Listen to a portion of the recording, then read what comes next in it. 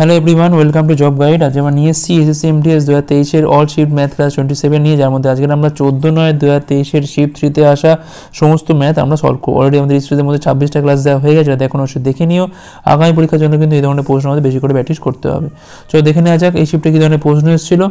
দেখো প্রথম প্রশ্ন বলছে এখানে কি না, একটা রম্বস এবং একটা বর্গক্ষেত্রের ভূমি হচ্ছে একই এবং রম্বসটা বলছে 45 ডিগ্রি কোণে হেলে আছে, সেক্ষেত্রে বর্গক্ষেত্র এবং রম্বসের ক্ষেত্রফলের অনুপাতটা কত।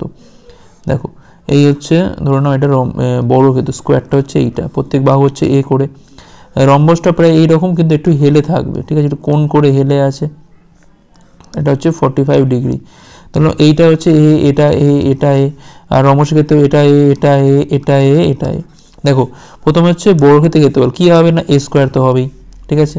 আচ্ছা রম্বস মানে সেটা তো দেখো আমি বলতে পারি কি না, ভূমি ইন্টু উচ্চতা, মানে বেস ইন্টু হাইট করলে কিন্তু আমি এখান থেকে ক্ষেত্রফলটা পেয়ে যাবো, ঠিক আছে। সামুদ্রিকের যে সূত্রটা সেটা ইউজ করে আমি কিন্তু বেস ইন্টু হাইট করে পেয়ে যাবো। দেখো বেস তো এখানে কত না এ, হাইটটা কত আমার জানা নেই, আমি ধরলাম এখানে এটা ধরে নিলাম এইটা হচ্ছে আমার হাইট, ঠিক আছে। এখন দেখো যদি আমি দেখি যে এইটা হচ্ছে আমার 45, আমার লাগবে কোনটা, হাইটটা লাগবে, অর্থাৎ এর সামনে বাহুটা সবসময় লম্ব, যারাও দাঁড়িয়ে আছে সেটা হচ্ছে ভূমি, আর এইটা হচ্ছে অতিভুজ। তো আমার এখানে দেখো ভূমিটা আমি জানি না, মানে এইটুকু আমি জানি না, আমি বলছিলাম এইটুকু কিন্তু আমি জানি না, পুরোটা জানি এ, কিন্তু আমি অতিভুজটা জানি, তাই লম্ব দরকার, অতিভুজ আমার জানা আছে। তাহলে কোন সূত্র হয় না, সাইন হয়, সাইন 45 কী হয় না, লম্ব বাই অতিভুজ, অর্থাৎ এইচ বাই হচ্ছে এ। এবার দেখো এইচ এর মান সমান কী হয়, দেখো সাইন 45 মানে কী হয় না, 1/√2 হয়, অর্থাৎ এর সাথে এর গুণ, এইচ এর মান হচ্ছে এইটা। এখন দেখো এই এইচটা পেয়ে যাওয়া মানে আমি এখান থেকে ক্ষেত্রফলটা পেয়ে যাবো। বেস কত না এখানে এ, উচ্চতা কত এখানে a/√2, অর্থাৎ এখান থেকে আমি পাচ্ছি a²/√2। কাটাকুটি করে দেখো পাচ্ছি এখানে √2:1 হচ্ছে আমার এখানে রিকোয়ার্ড রেশিও, অপশান ডি হচ্ছে রাইট অ্যান্সার। নেক্সট চলো, a:b:c যদি 3:4:5 হয়, √a² + b² √c² - b² মানটা কত। প্রত্যেকটাকে ধরে নাও কি, দেখো এক্স ধরতে পারো কিংবা গোটা সংখ্যা ধরে নাও, 3, 4, 5 এভাবে ধরে নাও। তাহলে কী হবে, এটা √a² মানে কী হবে, প্রথমে 3a² যোগ হচ্ছে 4a²।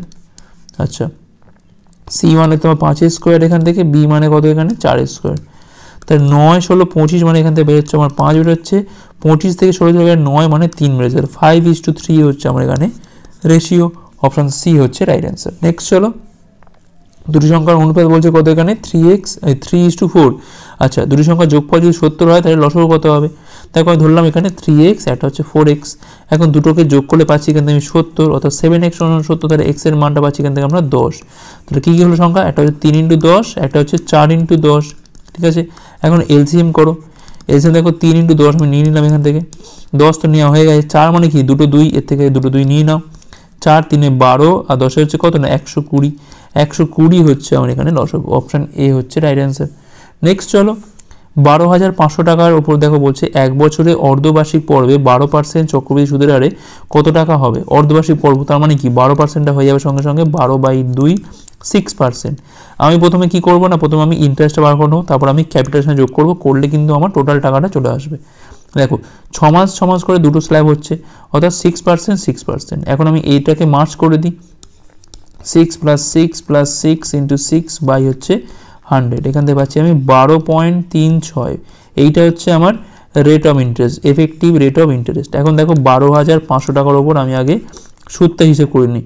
দেখো 12,500 × 1 2 3 6%-এর জন্য হচ্ছে 100, আর এই পয়েন্টের জন্য আরও একটা 100, এই দুটো শূন্য এখান থেকে কাটলে দেখো 25 দিয়ে কাটছি, এখানে 5 পাচ্ছি, 25 দিয়ে কাটে পাচ্ছি এখান থেকে 4, 4 দিয়ে কাটে পাচ্ছি আমি 3 4 12 0 4 9 309, ঠিক আছে। তো গুণ করলে পাচ্ছি এখান থেকে আমি 45 পাচ্ছি, আর এখানে পাচ্ছি আমি 3 5 হচ্ছে 15, 1545। এখন দেখো টোটাল অ্যামাউন্টটা কত হবে না 12,500, আর এখান থেকে পাচ্ছি আমি 1545, এখানে পাচ্ছি আমি 4 5, এখানে পাচ্ছি আমি 140 হচ্ছে অ্যান্সার আমার এখানে, অপশান ডি। এখন আমরা এইটাতে ইন্টারেস্ট বার করলাম, যদি আমরা এই সাথে 100 যোগ করে করতাম সেক্ষেত্রে আমার লাস্টে আর এটা করতে হতো না, অর্থাৎ 12,500-র ওপর 112.36 বাই এইটা করতাম যদি, ঠিক আছে, সেক্ষেত্রে কিন্তু এক ঘায়ে অ্যান্সার চলে আসতো কোনটা, অপশান ডি। নেক্সট চলো, কোনো টাকা বার্ষিক 5.5% হারে সরল সুদে 4 বছরে হচ্ছে এত টাকা, টাকার পরিমাণ নির্ণয় করো। ধরলাম হচ্ছে 100 টাকা হচ্ছে আমার এখানে প্রিন্সিপালটা, তাহলে সেই 100 টাকার ওপর 11/2% হারে 4 বছরে বাই হচ্ছে 100, কত টাকা হয় সুদ দেখো, এই 100 কাটে এখান থেকে, এটা কাটলে পাচ্ছি 2, অর্থাৎ 22 পাচ্ছি এখান থেকে আমার হচ্ছে ইন্টারেস্ট। ঠিক আছে, এখন দুটোকে যোগ করলে পাচ্ছি এখান থেকে আমরা 122 পাচ্ছি। এই 122-এর মানটাই কত না 7503। আমার লাগবে কি এখান থেকে 100-র মানটা দরকার, 7503 বাই হচ্ছে 122 ইন্টু হচ্ছে 100, 2 দিয়ে কাটে পাচ্ছি এখান থেকে আমরা 50, 2 দিয়ে কাটে পাচ্ছি আমরা এখান থেকে 61। 7503-কে আমি যদি ভাগ করে দিই তাহলে 61-কে 61 পাচ্ছি এখান থেকে আমরা 4, 140, 61 দ্বিগুণ হচ্ছে 122 মানে 183, 3 দিয়ে যায়, 3 দিয়ে গেলে 123, আচ্ছা 5 ইন্টু এইটা তো 0 এখানে বসে গেল, 3 5 15, 5 হলো 1, 5 60, 61, 6150। অপশান বি হচ্ছে আমার এখানে রাইট অ্যান্সার, এটাই হচ্ছে আমার এখানে মূলধন। নেক্সট চলো, প্রতি কেজি 140 টাকা দামের চাল প্রতি কেজি 90 টাকা দামের চালের সাথে কি অনুপাতে মেশাতে হবে যাতে সব মিলিয়ে মিশ্রণের দামটা কত হবে, 110 টাকা প্রতি কেজি। 140 হচ্ছে ফার্স্টটা, আর পরেরটা দাম কত এখান থেকে না 90 টাকা, ওভারঅল দাম কত হচ্ছে 140 টাকা। অ্যালিগেশন লাগাও, এটা থেকে এটা বিয়োগ করলে পাচ্ছি এখান থেকে আমরা 50 পাচ্ছি। আচ্ছা এটা কী হলো, আচ্ছা এটা 110 হবে, সরি এটা 110 আছে, তাহলে এখান থেকে বিয়োগ করলে পাচ্ছি আমরা কত না 20 পাচ্ছি, আর এইটা থেকে এটা বিয়োগ করলে পাচ্ছি আমরা এখানে 30, 20:30 মানে 2:3। ঠিক আছে, 2:3 হচ্ছে আমার এখানে রিকোয়ার্ড রেশিও, এটা 110 আছে, আমি ভুল করে প্রথমে 140 নিচ্ছিলাম। ঠিক আছে, আচ্ছা নেক্সট চলো, তাকে বলছে এখানে কি 30 জন ব্যক্তি একটা কাজ 10 দিনে শেষ করতে পারে, তারা কাজ শুরু করে এবং 6 দিন পর আরও 10 জন ব্যক্তি তাদের সাথে এসে যোগদান করে, কত দিনে সমগ্র কাজটা শেষ হবে। 30 জন ব্যক্তি 10 দিনে কাজ করছে মানে 30 × 10 হচ্ছে মোট কাজ, তারা কাজ শুরু করে এবং 6 দিন পর, অর্থাৎ ওই 30 জন ব্যক্তি 6 দিন তো কাজ করেছে, প্লাস এখন এসছে কত আরও 10 জন, মানে 30 + 10 40 জন হয়ে গেল। আমি ধরলাম তারা এসে বাকি কাজটা ডি দিনে শেষ করছে, বাকি কাজটা কিন্তু। ঠিক আছে, 300 এখানে পাচ্ছি আমরা 180, এবারে কি বিয়োগ করলে পাচ্ছি এখান থেকে 120। ঠিক আছে, আর 30 × 40 দিয়ে ভাগ করে দাও, ডির মানটা পাচ্ছি এখান থেকে আমরা 3 দিন, অর্থাৎ তারা এসে বাকি কাজটা 3 দিনে শেষ করছে। সেক্ষেত্রে আমার টোটাল টাইমটা কত লাগছে এখান থেকে, প্রথমে দেখো 6 দিন কাজ করেছে, পরে লাগছে আরও 3 দিন, মানে 9 দিন হচ্ছে আমার এখানে টোটাল। ঠিক আছে, 9 দিনে কাজটা শেষ হবে, অপশান বি হচ্ছে রাইট অ্যান্সার। নেক্সট চলো, মান নির্ণয় করতে বলেছে এখান থেকে। আচ্ছা 6কে 3 দিয়ে ভাগ করলে পাচ্ছি এখান থেকে আমরা 2, 2 × 4 মানে পাচ্ছি এখানে 8, তাহলে এখানে পাচ্ছি আমি 27 - 8 মানে 19 পাচ্ছি, তাই তো 19, হ্যাঁ 19 প্লাস হচ্ছে 18 হচ্ছে ওপরে। আচ্ছা 4 দিয়ে ভাগ করলে পাচ্ছি এখানে দেখো 2 পাচ্ছি, আর 2 8 হচ্ছে 16, 16 আর এখানে -2 মানে -16, -2 মানে হচ্ছে -18, তাহলে 84 থেকে -18 বিয়োগ করে পাচ্ছি এখান থেকে আমরা 5, 24 পাচ্ছি এখান থেকে 65, সরি 6, এটা 66 পাচ্ছি এখান থেকে আমরা, এই 66। ঠিক আছে, দেখো ওপরে হচ্ছে কত না 37, তলা হচ্ছে 66, অ্যান্সার চলে এসেছে আমাদের অপশান এ হচ্ছে রাইট অ্যান্সার, 37/66। নেক্সট চলো, 500 টাকা প্রতি কেজি কফি পাউডারের সাথে 750 টাকা প্রতি কেজি কফি পাউডার কী অনুপাতে মেশালে মিশ্রণের দাম হবে 600 টাকা প্রতি কেজি। এরকম তো হয়েছে, একটু আগে একটা করলাম। 500 টাকা, এটা হচ্ছে 750 টাকা, ওভারঅল দাম কত না 600 টাকা। অ্যালিগেশন লাগাও, এখান থেকে পাচ্ছি আমি 150, এখান থেকে পাচ্ছি আমি 100, 25 দিয়ে কালো পাচ্ছি এখান থেকে আমরা 25, 6 150, 25 4 হচ্ছে 100। আচ্ছা আর একটু কালো দিয়ে দেখো 3 দিয়ে কালো পাচ্ছি আমরা এখান থেকে, 2 দিয়ে কালো পাচ্ছি 3:2, 3:2 হচ্ছে এখানে অ্যান্সার, অপশান সি হচ্ছে রাইট অ্যান্সার। নেক্সট চলো, দেখো বলছে পি এবং কিউ এর মিলিত বেতন হচ্ছে কত না 6,40,000 টাকা। পি ও কিউ তাদের বেতনের 60% এবং 40% সঞ্চয় করে যথাক্রমে। যদি তাদের খরচ একই হয় সেক্ষেত্রে পির বেতন এবং কিউর বেতনের মধ্যে অনুপাতটা কত। ধরলাম এখানে পির বেতন হচ্ছে পি আর কিউরটা হচ্ছে কিউ, সঞ্চয় করছে কত দেখো 60%, তার মানে খরচ করছে কত নিশ্চয়ই 40%, তাহলে পি এর 40% এটা হচ্ছে আমার খরচ, আর কিউ এর ক্ষেত্রে কী হবে 40 সঞ্চয়, তেমন নিশ্চয়ই 60% এখান থেকে খরচ, অর্থাৎ এইটা হচ্ছে খরচ।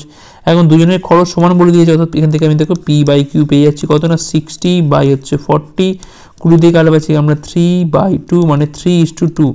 প্রথমে ধরেছিলাম কি পির বেতন পি, কিউর বেতন কিউ, অর্থাৎ এইটাই হচ্ছে আমার অ্যান্সার এখানে 3:2 হচ্ছে আমার এখানে বেতনের অনুপাত। নেক্সট চলো, একটা বলছে কি 228 মিটার দীর্ঘ ট্রেন 125 কিমি/ঘন্টা বেগে ছুটছে, একই দিকে 17 কিমি/ঘন্টা বেগে হেঁটে চলা এক ব্যক্তিকে অতিক্রম করতে ট্রেনটার কত সময় লাগবে আমাদের এখান থেকে বার করতে হবে।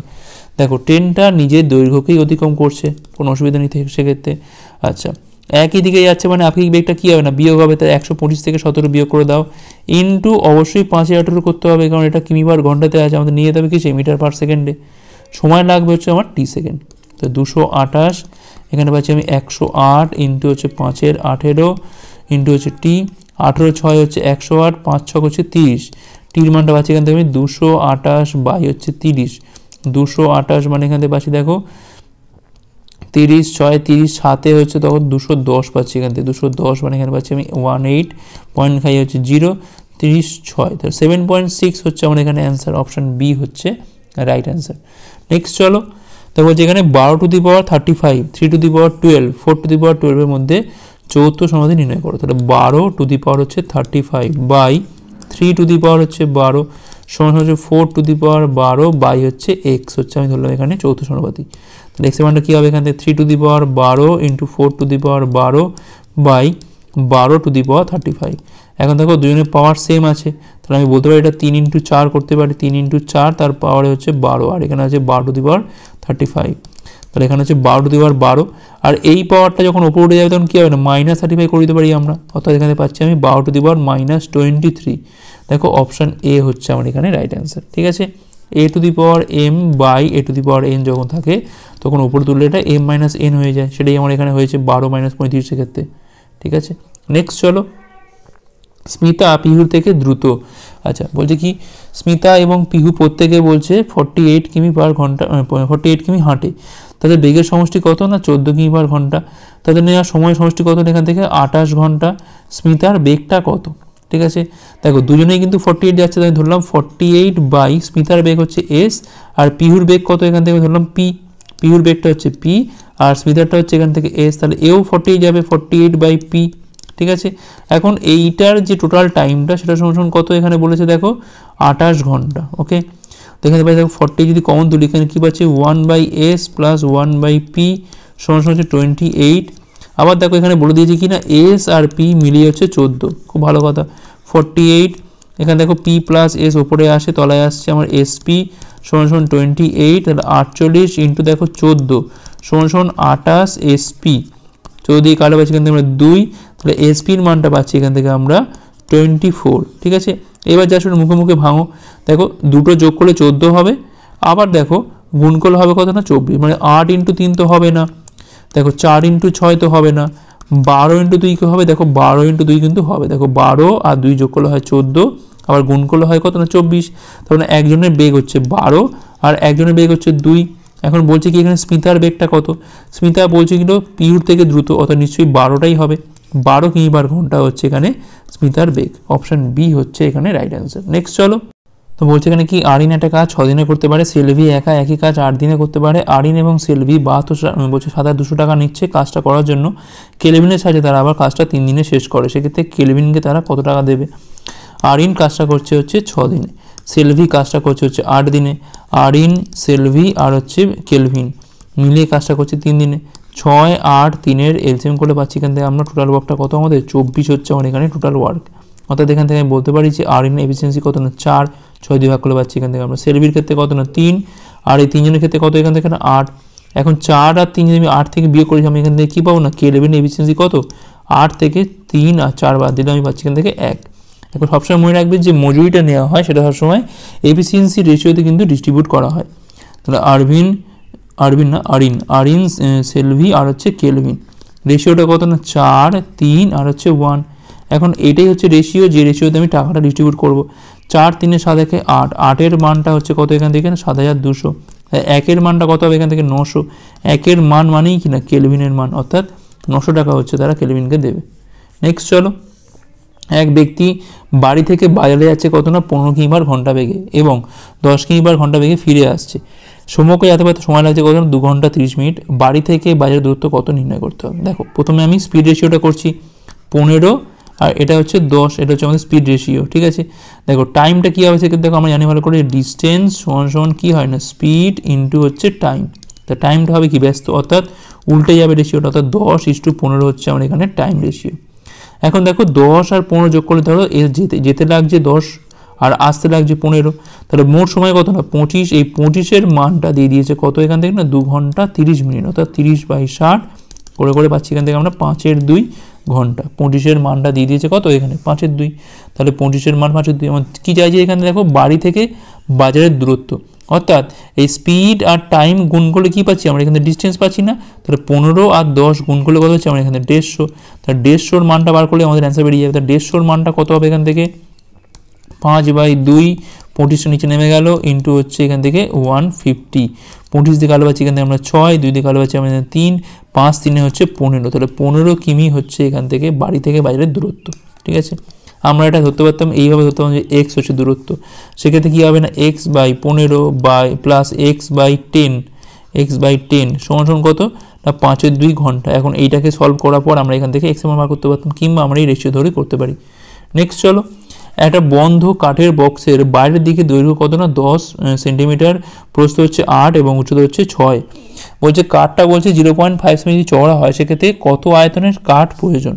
দেখো আগে আমি বাইরের আয়তনটা দেখে নিই, বাইরেটা মানে 10 × 8 ইন্টু হচ্ছে 6, 6 আসছে 48, 10 হচ্ছে কত এখান থেকে 480, এটা হচ্ছে বাইরের দিকের আয়তন। ওকে, আর ভেতর দিকে হলে কী হবে দেখো, চওড়া মানে সবসময় ডবল করে বাদ যাবে, মানে 10 থেকে 0.5 × 2 বাদ যাবে। যেমন আমরা সেই আয়তক্ষেত্রে করতাম যে বাইরের দিকে রাস্তা রয়েছে একটা, এই এত মিটার চওড়া, সেক্ষেত্রেই কিন্তু একই হবে, এটা এপার থেকেও বাদ দিতে হতো আমাকে, এপার থেকেও বাদ দিতে হতো, দুখানা করে বাদ যাচ্ছে, মানে এখানে পাচ্ছি আমি কত 9।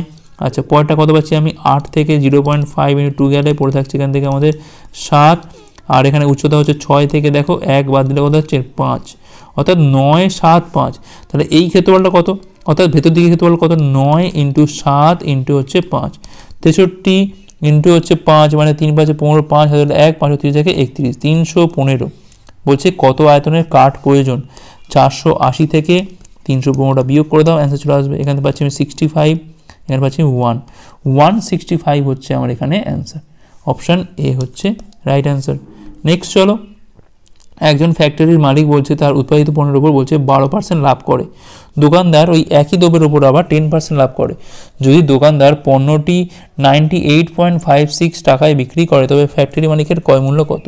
ধরলাম ফ্যাক্টরি মালিকের কস্ট বা ক্রয় মূল্য ধরছি এখান থেকে কত না 100, এখন সে 12% লাভ করছে, মানে এটা হয়ে যাচ্ছে কত না 112। আবার বলছি এই দ্রব্যটার উপর আবার কিন্তু দোকানদার 10% লাভ করছে, মানে 112-র ওপর 110/100 করলে পাচ্ছি এখান থেকে আমরা 2, 3, 2, 1, 1232 হচ্ছে 10, এই দামটা আমরা পাচ্ছি এখান থেকে। ঠিক আছে, এখন এইটার মানটাই দিয়ে দিয়েছে কত এখান থেকে 98.56, তাহলে আমার লাগবে কি না 100-র মানটা কত হবে, তাহলে 1-এর মানটা কী হবে এখান থেকে 98.56, মানে কি তুললাম এটা, তাহলে 100 করলাম 10 করলাম এখান থেকে 1232, আর লাগবে কি আমার এখান থেকে না 100-র মানটা কত হবে না 9856 হচ্ছে 100 ইন্টু 10/1232 ইন্টু হচ্ছে 100, এই 100 কেটে গেল এখান থেকে। আচ্ছা এবার কাটাকুটি করতে হবে, দেখো এটা যদি করি আমি 8 দিয়ে কি যায়, এটা 8 দিয়েই যায় মনে হচ্ছে, 8 2 × 16 6 হাজার 1, 24 25 5 2 96, হ্যাঁ যাচ্ছে। তাহলে কাটাকুটি করলে পাচ্ছি এখান থেকে আমরা 80, অর্থাৎ 100-র মানটা হচ্ছে 80, অর্থাৎ ফ্যাক্টরি মালিকের যে ক্রয় মূল্য সেটা কত না 80 টাকা। অপশান ডি হচ্ছে রাইট অ্যান্সার। নেক্সট চলো, নিম্নের গ্র্যাফ অনুযায়ী বলছে 125 নম্বরের বেশি পেয়েছে কতজন স্টুডেন্ট।